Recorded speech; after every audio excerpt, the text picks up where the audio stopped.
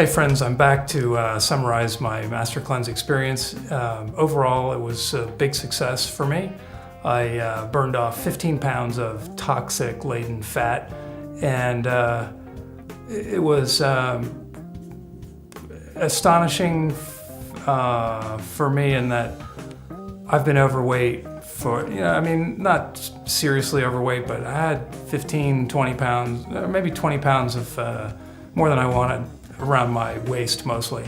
And I thought there was no way that I could ever be slim again because I have exercise intolerance. And my brain doesn't function unless I'm eating a lot of high fat meals and eating frequently. And so I thought I was just doomed to be overweight and for the rest of my life, or until I recovered my health.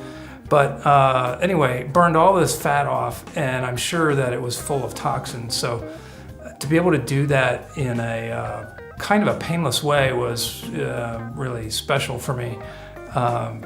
It's been a month, and I have put on, I guess I was too thin at the end of the cleanse, and I still feel like I'm a little too thin.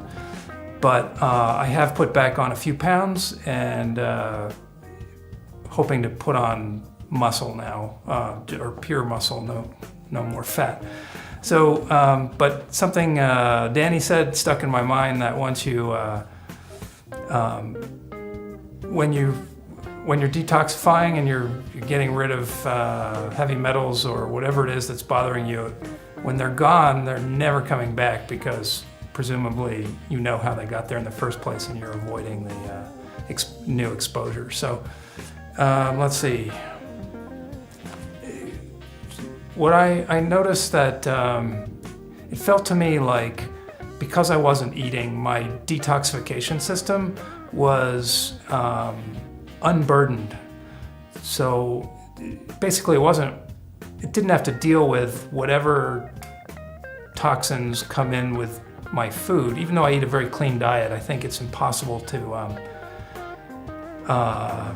your detoxification system has to work, your liver has to work. There's always some amount of pesticides, there's always some amount of heavy metals, right? Yeah, even broccoli has, all vegetables have lead in them, very minute amounts, but just theoretically at least, when you're on the Master Cleanse diet, there's virtually no, you're basically giving your liver a vacation. So at the end of the cleanse, I proved this to myself by taking 300 milligrams of acetyl glutathione, which previously was too much. I couldn't do, because it gave me detox headaches, which was a frontal headache here for me. So I just couldn't tolerate it prior to the Master Cleanse. At the end of the cleanse, so I started taking the acetyl glutathione again and didn't have any problem with it. It didn't last, because when I started eating again, the headaches came back, and I had to stop the glutathione. I also have been able to sunbathe without getting migraines. And that's also something new. That's a big change, really nice. I think there are limits to it, because I pushed a little past, I slept in the sun, very intense sun, for half an hour, maybe 35 minutes, and that pushed me a little too far. But for the most part, I'm not worrying about being in the sun now, and that's fantastic. So a lot of slimy stuff came out while I was on the Master Cleanse. It stopped around day 20. And I felt like, wow, I'm clean, but it really wasn't, it was a little bit illusory, because at that point I started taking some, what are they called, biofilm busting supplements. So what was that? That was black seed oil and ozone, and so the flow of slimy stuff started again. I realized that it's never over, right? There's never an end to it. And then finally, I think another really nice benefit for me is that I lost my fear of sugar. Right, I've had sugar control problems for so long. I mean, it's at least 10 years that I've been eating restricting my sugar to the point of not even touching fruit. So to be drinking all this syrup and seeing that, well, I'm fine. I'm not hypoglycemic. It seems like everything's going well. So now, after the cleanse, I've gone back to my zero sugar diet, but I'm a little bit less obsessive about it. So I'm eating fermented beets and not worrying about it. That's really cool.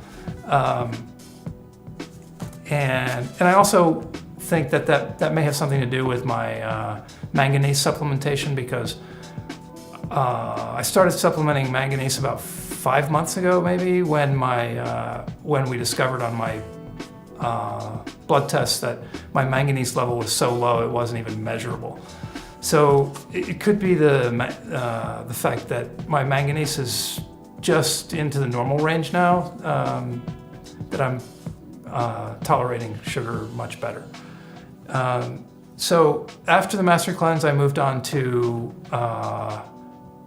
cholestyramine, and I did a week of cholestyramine, which was incredibly difficult because it causes severe constipation. No matter how hard I fought it, it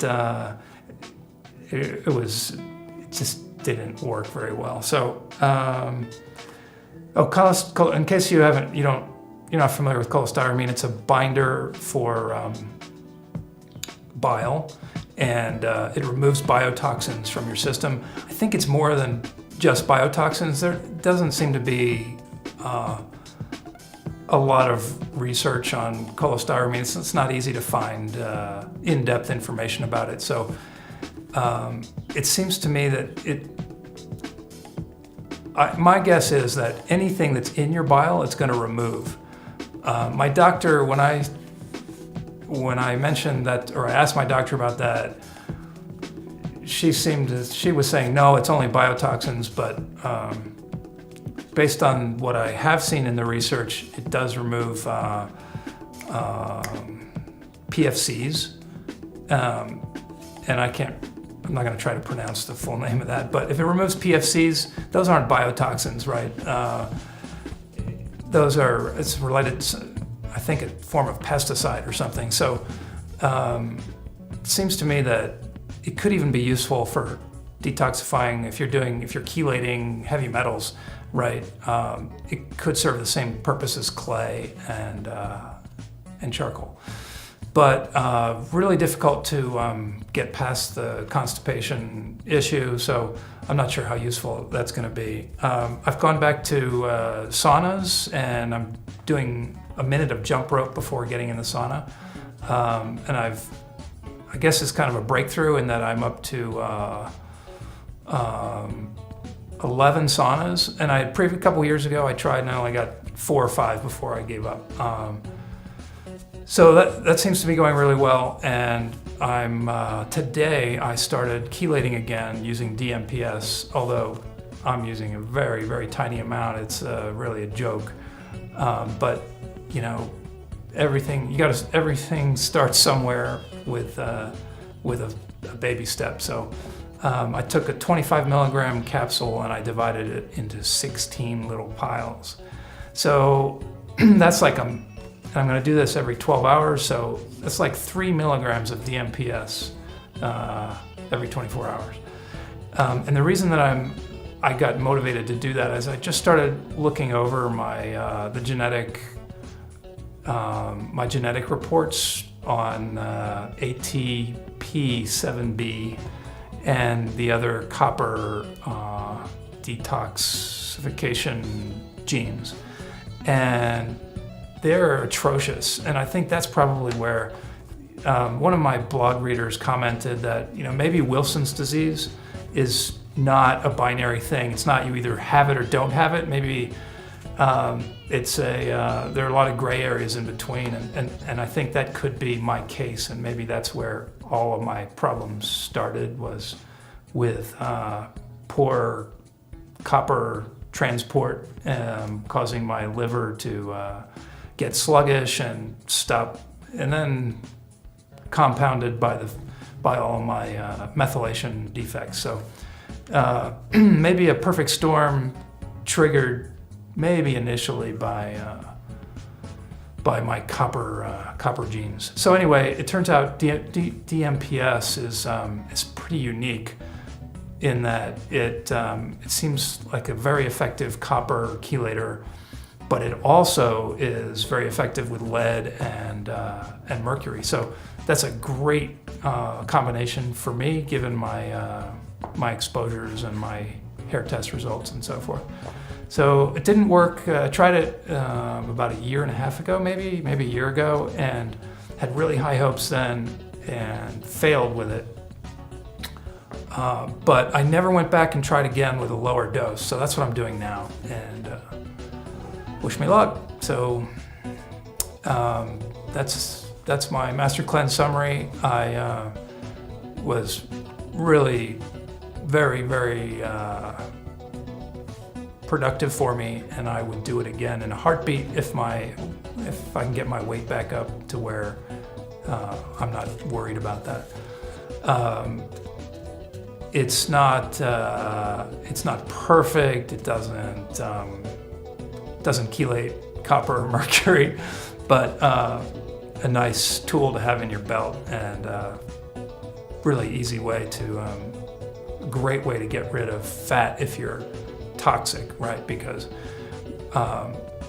losing weight is always really painful if you're toxic, like I am and was. And so whenever I was losing weight before the Master Cleanse, I suffered a lot. And it was so much easier during the Master Cleanse. And I think that's because you're giving your liver and your digestive system, you're giving your body a rest. So there it is. Thanks for watching.